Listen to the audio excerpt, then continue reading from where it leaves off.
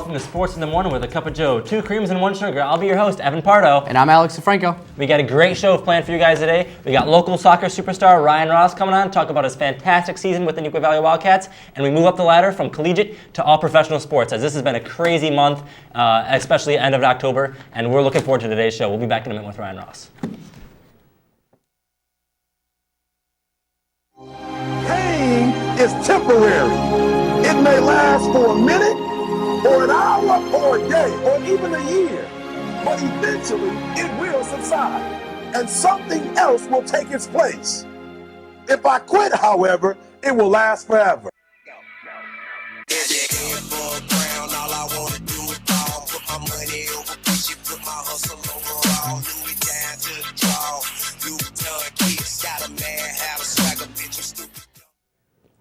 Hello and welcome back. We have a great guest on the show today, Ryan Ross, local soccer superstar. Thanks for coming on the show today, buddy. How you doing? Thanks for having me, We guys. just got a couple questions for you to ask about your fantastic season. We noticed that this year you had a fantastic year, but we didn't overlook the fact that you were a leader both on and off the field with that captain's patch. How did that feel when you got handed the patch this year? It was a great feeling getting the captain's patch. You know, the guys looked up to me. I had to be a leader on and off the field for them, setting examples. They played off me on the field. They played like I played. If I was playing hard, it motivated them to play hard, and that's always important. Right. Yeah, I understand that you were a real big goal scorer, big impact on the team. Can you tell me what that was like, knowing that a lot of pressure was on you, looking to turn and score the big goals for your team? Yeah, a lot of games came down to the final goal, and I was the guy to look to score that goal.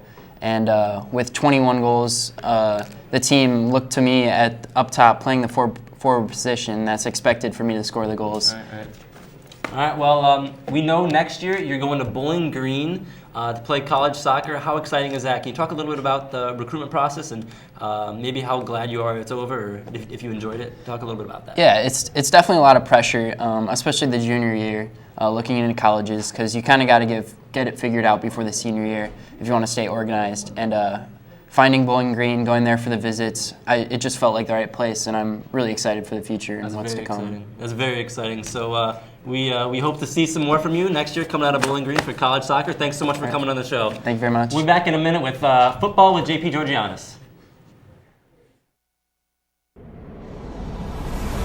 We opened Fire and Wine in May of 2012. We got what we thought was the prime corner in downtown Glen Ellen. We wanted to create an atmosphere that was conducive to all the different types of people that visit a small suburb downtown area and the families that live around here. So we created a very warm environment that's comfortable. We had our plan, we executed it in every aspect. Everything here is so incredible. Our menu is small enough that we're not too spread out. We can really focus on the things that we do and do them well. Our food is too good for you to just sit there and get one thing, keep it to yourself, and not let anyone have it. We wanted anyone who has mouth, eyes, ears, even if you're lacking some of it, you can come here and relax and enjoy.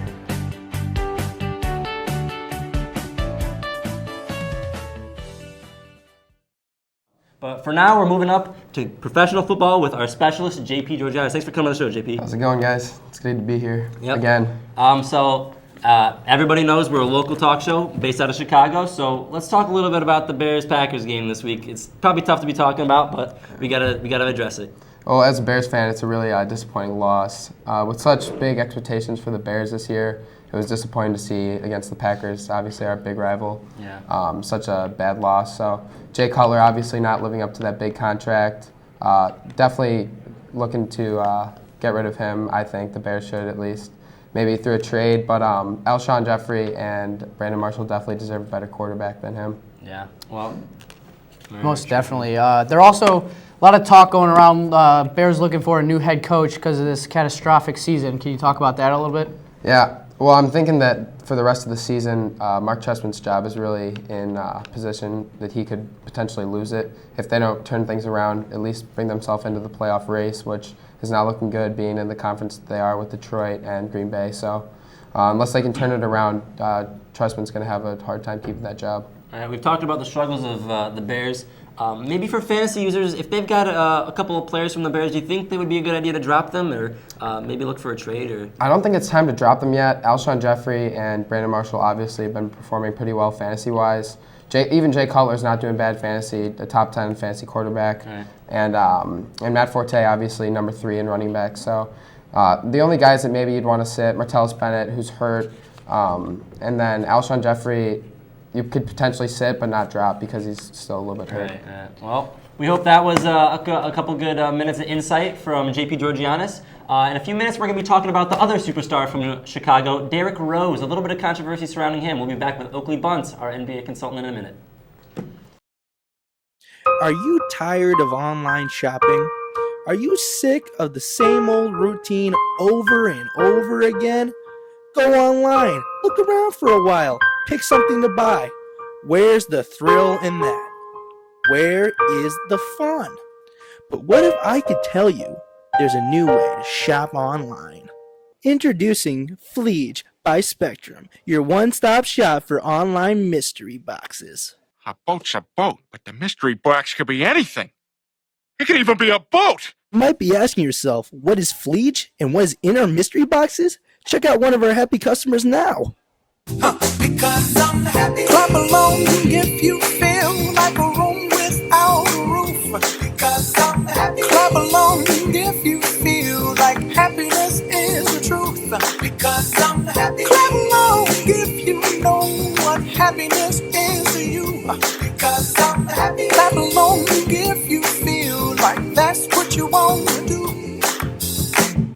Here come bad news, talking this and that. So check us out on the web today and refine the thrill in online shopping. I should probably warn you, I'll be just fine. All right, well, we're back, and we're moving on to professional basketball, the NBA. It's well under go here. We got a couple weeks into the NBA season, but we have a little bit of a controversy. Take a look at some of the comments made by Derrick Rose. I was just worrying about myself, just worrying about my future like every player in the league does. And I don't know, I probably just think different. This is only my 7th year, but I think further on into my career, further on into my life, just trying to plan things out. And I think people took that out of term and took it out of content. And it is what it is, but I was being myself, and that's all I could be, so I could care less. Some pretty interesting remarks made by D. Rose as the Chicago faithful is maybe questioning his character a little bit there. So, Oakley, what do you have to say about that? I mean, it's ridiculous for a professional athlete to make those remarks. I mean, yes, when you play basketball, you play any sport, you have risk of injury. But I mean, when he's been sitting out as long as he has, he's getting paid so much money. And he was an MVP player, and he's going to sit out for future graduations? I mean, my knees could hurt from sitting on my couch for 20 years. I mean, look, if your knees are going to hurt at your son's graduation, and that's what you're worried about, I mean, if you're not getting paid $17+ million, I can understand. But you're getting paid this money. There's fans that need you to perform because we're trying to win championships here in Chicago. Right. What do you think that this has on the children that really idolize him and look up to him? I mean, I don't know. I mean, some kids might think he's just lazy. I mean, I'm a big Bulls fan. I'm a big D. Rose fan. I've just been sick of his attitude lately. I mean, let's just say I think he's a wimp in some cases. I mean, he just needs to go out there. If he gets hurt again, he gets hurt again. I mean, then he can start, complaining. But he hasn't played in forever. I mean, once he gets another serious injury, then I can understand what he's coming from. People are complaining, especially because he played in the basketball tournament this summer for Team USA, but he's taking games off for the Bulls. Does that question his character and his love for the city a little bit, or do you think he's still loving Chicago just as much as he did before? I think he's still loving Chicago. I think he played those games early in the USA to kind of get back to play in the NBA, to be NBA ready. I don't know. I mean, if he sits out a game or two, it's okay, but if it's more long-term, then I'll start to get concerned. Right. Well, thank you. That's all we got time for you, Oak. Thanks for coming in. Thanks for coming in, Oakley. We'll be back in a minute. Moving on to professional hockey with me and DiFranco.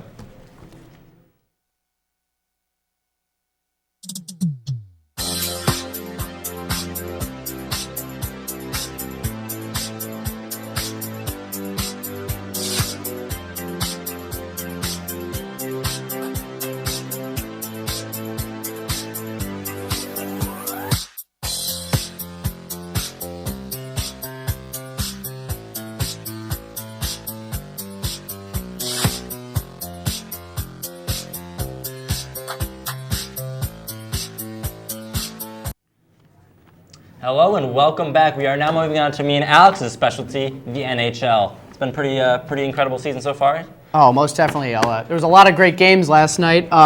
Starting off with Colorado over Rangers 4-3. We had Montreal over Boston 5-1. That was a big and game. then we had San Jose over Tampa Bay, which was a really good game to watch. It was really fast tempo. 2-1 win there for San Jose, incredible. But let's talk a little bit about the leaders in the NHL right now. You got Crosby, obviously leading the league in points, but right behind him you got a little bit of a surprise. Jakub Voracek out of Philadelphia. He's had a great year so far. It's a little bit surprising. But in third place in points in the league, you got somebody who people thought he'd be really good this year, and he's been living up to some of the hype. Tyler Seguin out of Dallas, the 24-year-old kid, has been lighting it up down there. So great for him. We're really excited. But the Blackhawks, they are coming back now. They have Corey Crawford back in net finally after a little bit of an injury there.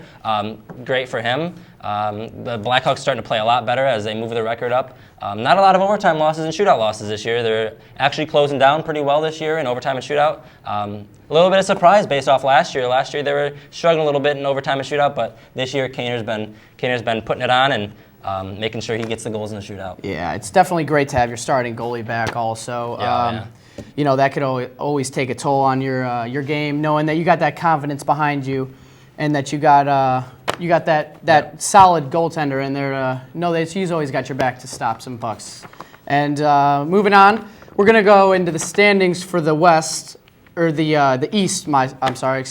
Montreal in first with 12 wins. Tampa Bay with 11 wins. Toronto with 9 wins. Boston with 10 wins. Detroit with 7. Florida with 5, and last but not least, Buffalo with 3-13. Not as good as you would have thought they would have come out. Yeah, well, we're very interested to see how the playoff picture shakes out. It's very early in the season, but very excited to see how that comes around when it comes around playoff time in March. So that's about it for all we have for NHL. Coming up next, we've got a little bit of a trophy recap from the MLB with our specialist, Matt Gould. We'll be back in a minute. Windmill for the land of forever hand in hand. Take it all out on your stride.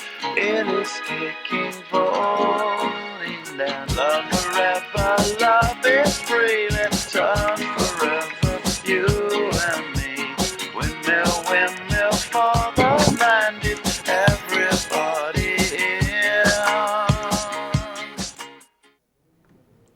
Hello, and we're back. Many people know that the MLB season ended a few weeks ago, but we're still talking over the great series between Kansas City and San Francisco. San Francisco wins the series in 7 in a thriller. Kansas City had a great battle, though, but we're moving on to some of the off-season headlines. Gould, thanks for coming on the show. He's our baseball specialist. It's an honor to have you on the show. Thanks for having me. I appreciate it. As Evan said, great ending to the World Series there. Forced to Game 7 with a blowout in Game 6 by Kansas City. Great pitching staff, along with the pitching staff, the Cy Young Awards. What do you have to say about that? Well, you got Clayton Kershaw in the NL winning his Cy Young, and he's also won the MVP award, which we'll get into in a little bit. But he's the first guy to do that since Justin Verlander in 2011, which isn't a long time, but it's really a great accomplishment because pitchers are never really considered for the MVP award. And then on the AL side, you've got Martin Kluber out of Cleveland, rather, and no one really expected him. He was a surprise for a lot of people. Yeah. Well, you mentioned the MVPs a little bit. Can you talk about the MVPs from both the AL and NL? Oh, in the AL, you got Mike Trout playing for the Los Angeles Angels, and he's a great player. He's young, still 23. He's actually the first player since Mickey Mantle to finish second in the voting and then win it the following year, which is an incredible thing. He's a force to be reckoned with out on the field, and he can just do everything. And then, as I mentioned earlier, Kershaw with the NL MVP. Never really do you see pitchers win it, not always considered, but he was so dominant that it was hard to ignore. Yeah, definitely. And some of the big teams this year didn't finish as well as they wanted to, so there's going to be a lot of rebuilding here in free agency. What do you got to say about that? Well, the Red Sox, they dealt Lester in the middle of the year. They gained Yoenis Cespedes, but now the big news is that Lester's a free agent. He's looking around. People think he's coming back to Boston, but he sold his house in Boston. One of the front runners people seem to think is the Chicago Cubs, who are also looking at James Shields and Max Scherzer as well. Obviously, they're not going to land all three, but they're looking to make some big moves as well as acquiring Russell Martin, which they're looking to do in the next couple days here. Yeah, well, we're hoping the home team Cubbies get a couple of free agencies and improve the team. Well, we are very grateful to have you on the show today. You did a great job, Matt, and very excited for the next season of the MLB. And thanks for having me. To come out as the openers start and the MLB season comes back. But that's all the time we have for today. Thank you so much for tuning in. Thank you, fans. Be sure to turn in next week. And you've just been filled in.